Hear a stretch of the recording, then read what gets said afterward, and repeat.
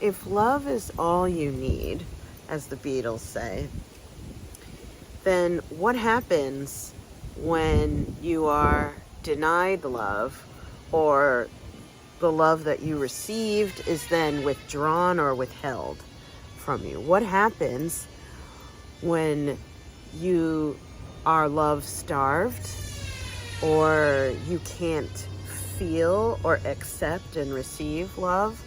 Be kind to yourself. This is a huge issue for those of us who are trying to get out there and help more people and clear away our past of being people pleasers. What can happen is that we get into a toxic love loop where we're seeking out something that doesn't really even essentially exist. And I'm not saying that love doesn't exist, it's that we're seeking something that we think is love, but it isn't really the love that we need, and that's really going to give us the energy to live life fully, right? To show up with vibrant energy. Be kind to yourself. Let's talk about it. I'm Sensei Victoria Whitfield, founder of strategicmeditation.com and bevisionarymovement.com, where I help impact-driven entrepreneurs and leaders like you get and stay grounded and clear in mind, body, and business. So over the course of my career, for whatever reason, Spirit has aligned me as a Reiki master and teacher with serving professionals like you whose stress, anxiety, whose feelings, right, are stopping you from being able to be as productive, as impactful, and as free as you're called to be. What I found is that when we take Reiki and meditation and then we pair it with some lovely helpful coaching, we can help set you free from the stress, the heaviness of the anxiety and the fears that are holding you back, getting you to that state of clarity and forward momentum. If that speaks to you, make sure you like and subscribe here on YouTube, as well as hop on the email list for my commentaries, as well as getting information on when we're doing local events. I've been doing a lot more local events this year in particular because I was called by Spirit to get back into the community.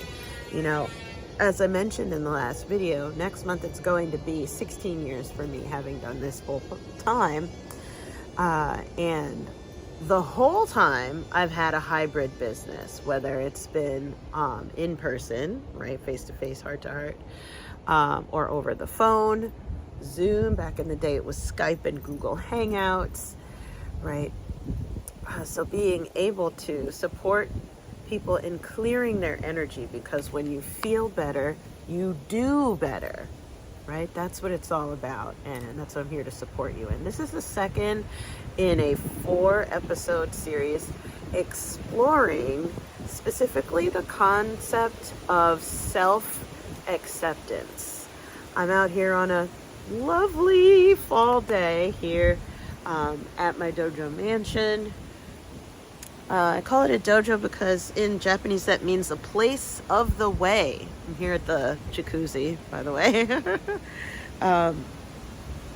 And this is where people come to study the way of being themselves, the way of getting out of their own way, the way of being free from that negative energy, right? So they can get out there and serve in a bigger way. And this day in particular, when we're talking about self-acceptance, right? Finally learning to accept yourself and step into that. In honor of Mercury retrograde, which is at the current filming of this video, we're deeper into Mercury retrograde. We want to look at toxic love loops. What prevents us from finally accepting ourselves as we are, right?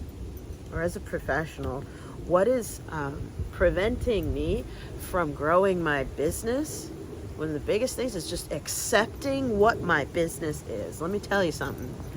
Self-acceptance is not just a personal issue, but it's also a professional issue. When you're self-employed, personal and professional issues tend to blend, right? When you are the boss and the business at the same time. Be kind to yourself. We got to go into some of this types of stuff. One of my former mentors said that she even believes that entrepreneurship is a vehicle of enlightenment for individuals, because you have to keep working on yourself to get out of your own way in order to serve in a bigger and bigger way. So let's talk about this. The toxic love loops.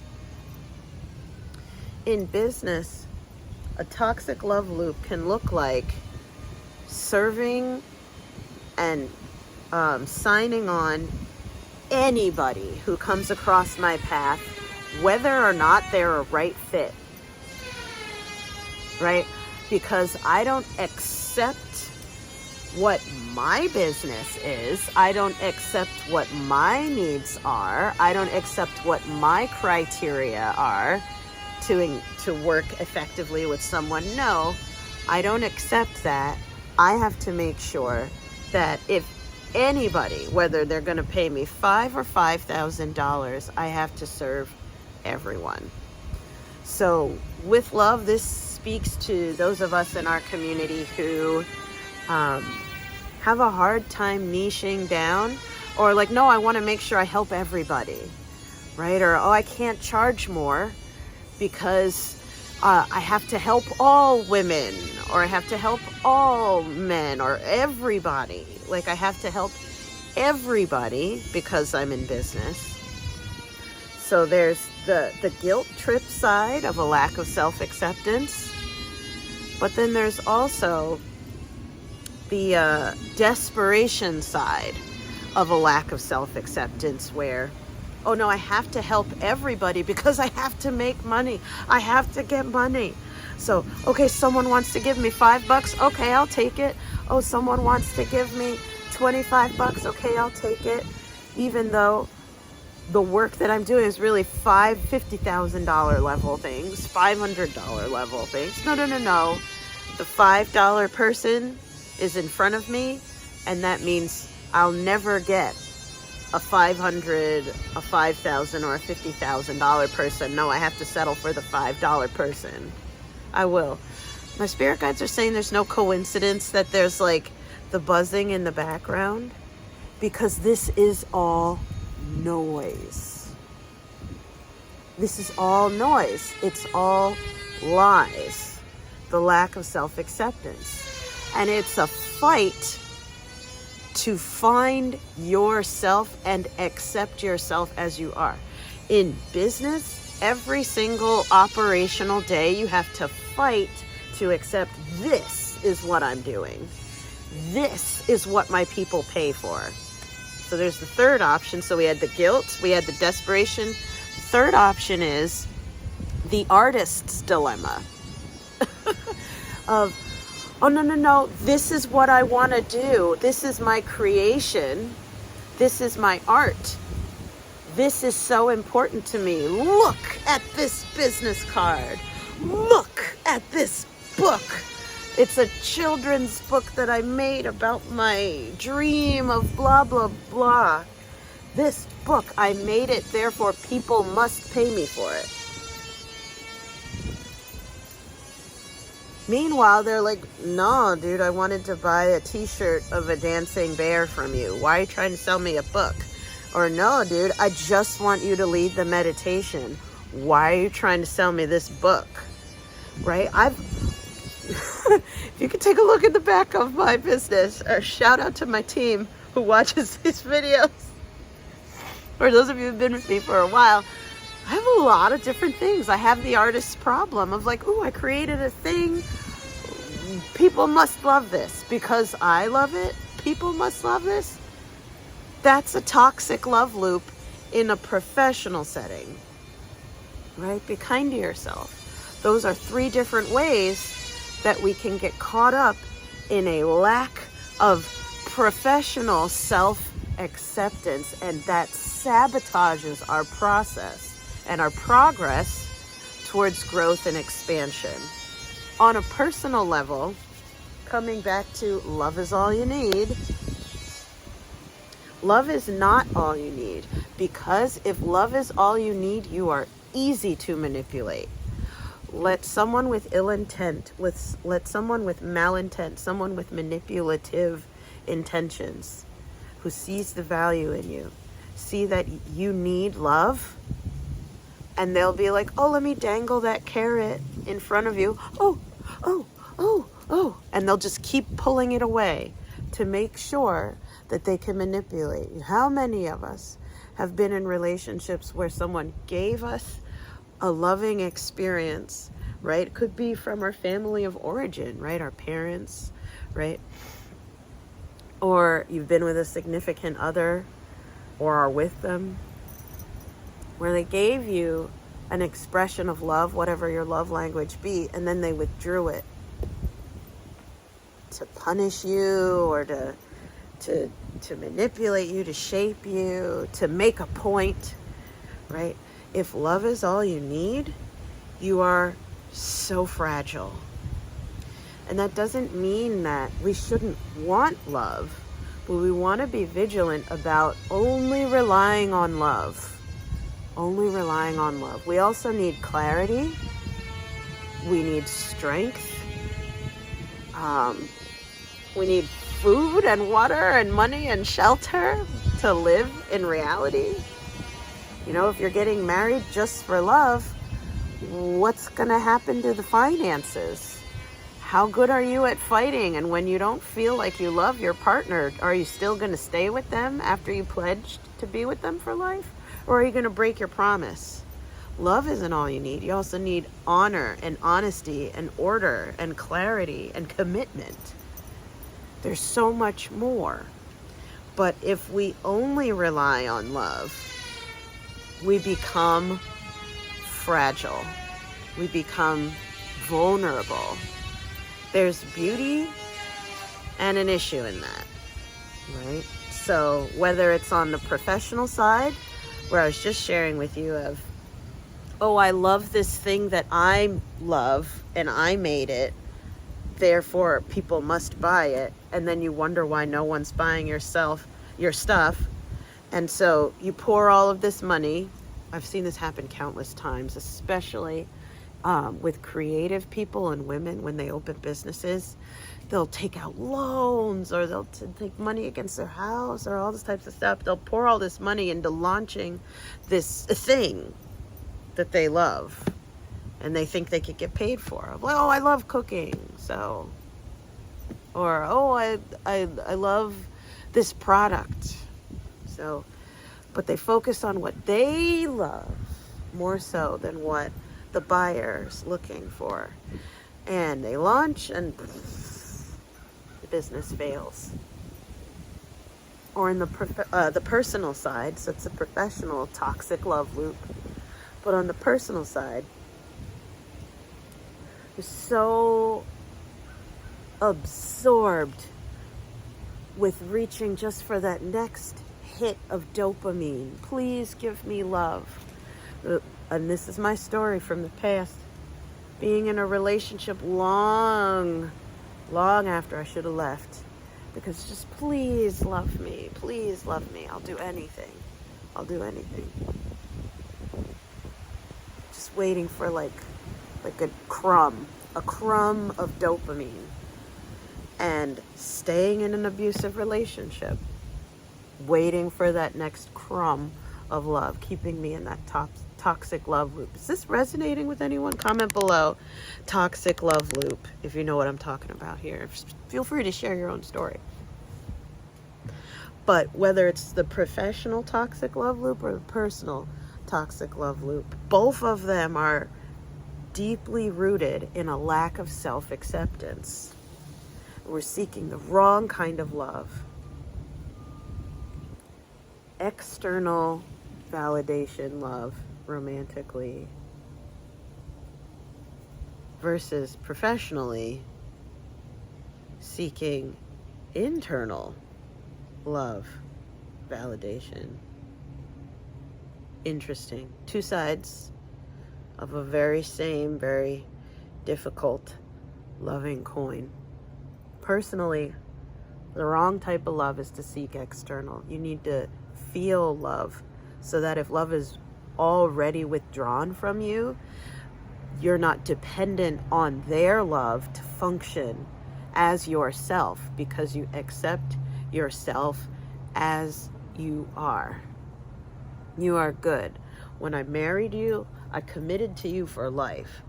And that means I committed for me to you for life. Whether or not I love or like you, I'm not going to break my promise because I love myself. And I'm going to keep on choosing to find a way to love and be with you and serve you and face eternity with you, because that was my commitment to myself. I'm going to honor that as best I can. I'm not giving a tirade against divorce, but there are people who choose to keep score in relationship, and that determines how long they'll be married or with the person. Like, it's an external scorekeeping system without having done the work within themselves to be secure, right? That's how they call it in psychology, secure attachment. No. This is either anxious or avoidant or anxious avoidant attachment with the other person, right? It's conditional. In a personal relationship, in a romantic love encounter, being conditional about love is the wrong type of love. Right? You want to come from a state of secure, unconditioned. On the opposite end of the spectrum, interestingly, when it comes to professional self-acceptance and professional love loops, you've got to love what the buyer loves more than what you do.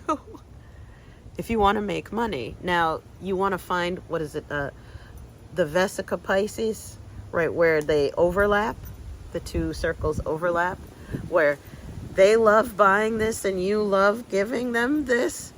You want to find that. It's not just about your own internal creative journey of like, I'm just going to make whatever makes me happy and people owe me money because I hung my shingle, because I paid for the .com. People are going to buy stuff. Or because I posted on LinkedIn, people are going to hire me. No, that's all about you. When we're talking professional toxic love loops are where you are only focused on getting your needs met. With all due honor and respect, it's not about you, it's about them. It's supply and demand. You can't just keep creating a supply that there's no demand for. So your best bet is to look for a demand that excites you and respond to that, rather than just creating supply. If you want to grow in business, right, you got to find the overlap between your supply and their demand. So interestingly, where personal toxic love loops are all about the external,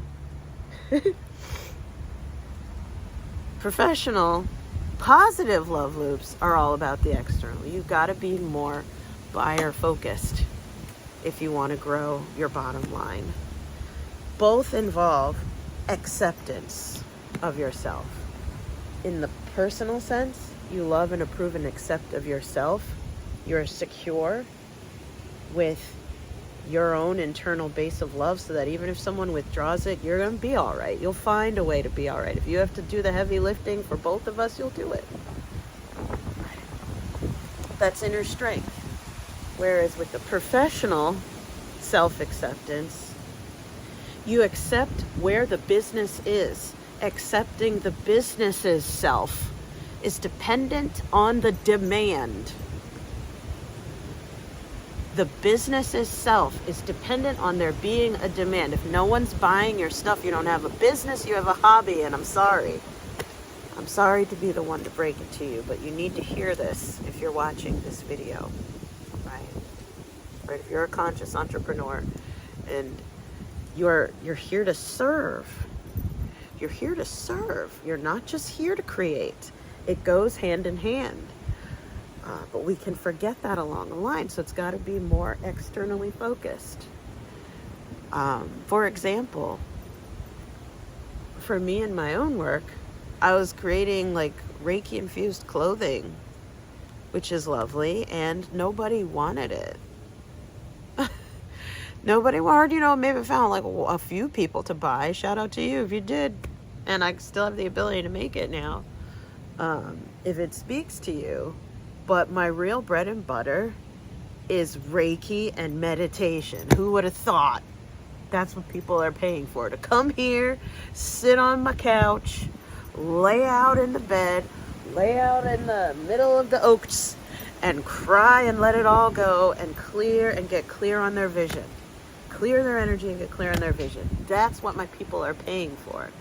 Not the next koozie that I could come up with and make it look cute. Not the next hat. No. I gotta accept my business's self. Is this making sense? Let's read. Because this is a chapter 8 of Napoleon Hill's Outwitting the Devil.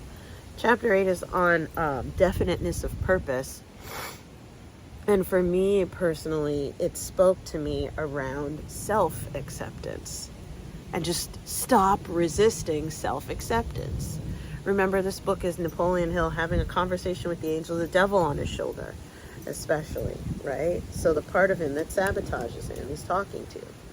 Napoleon asks the devil on his shoulder, so I see from your admission that definiteness of purpose may be dangerous in proportion to its possibility as a power.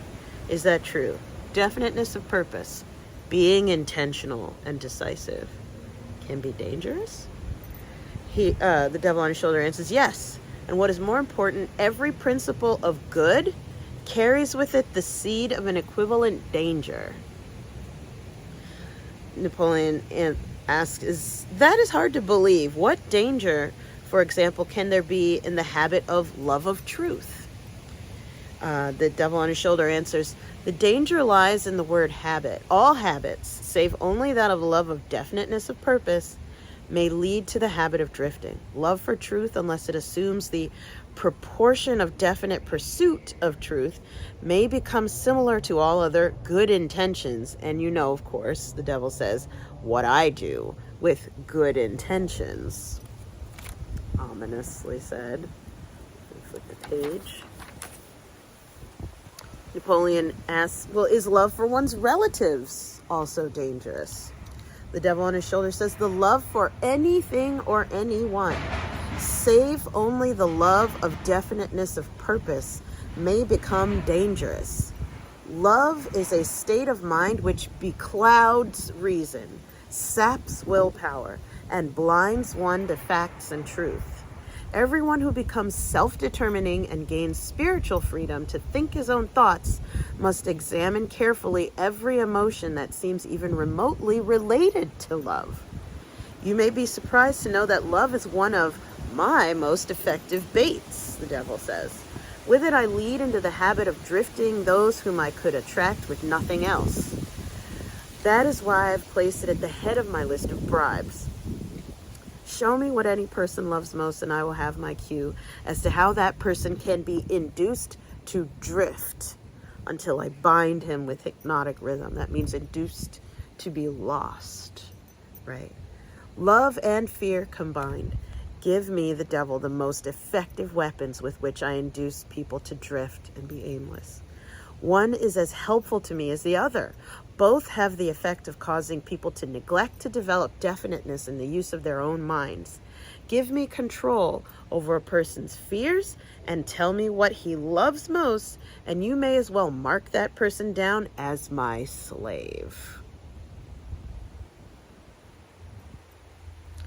Both love and fear are emotional forces of such stupendous potency that either may completely set aside the power of will and the power of reason. Without will and reason, there's nothing left to support definiteness of purpose. Tying this back to toxic love loops. And I have a cold, so excuse me.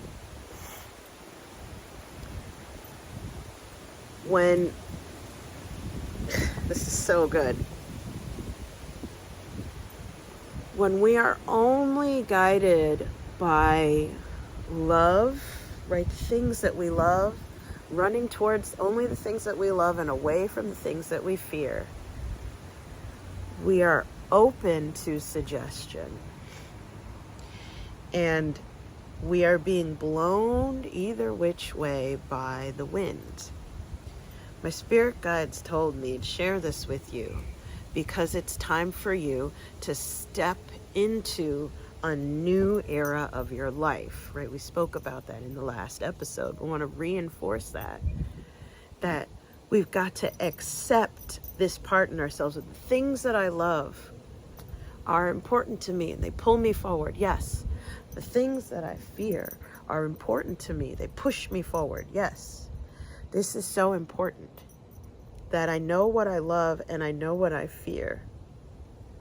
That I know what I love and that I know what I fear. Consciously, so that I'm making conscious decisions rather than being told what to love and told what to fear.